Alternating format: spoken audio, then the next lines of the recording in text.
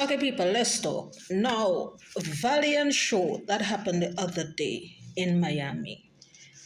Jamaicans, when will you guys learn to just rally around your own, support your own, pull for your own, push for your own? Like, instead, you guys find out what's really wrong.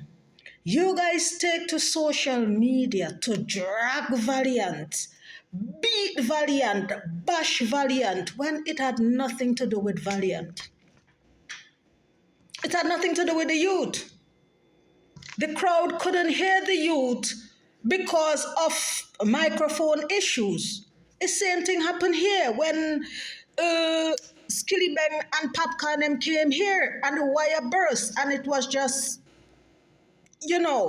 away. So now the youth have a little issue.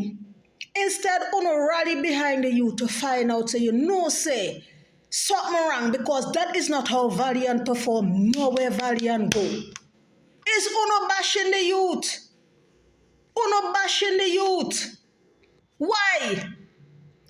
I could understand foreigners bashing a Jamaican, but to say Jamaica, brother, uno weird. And then everybody wonder why dancehall don't doing this? Why dance? Because of uno tired disrespect uno own bedroom.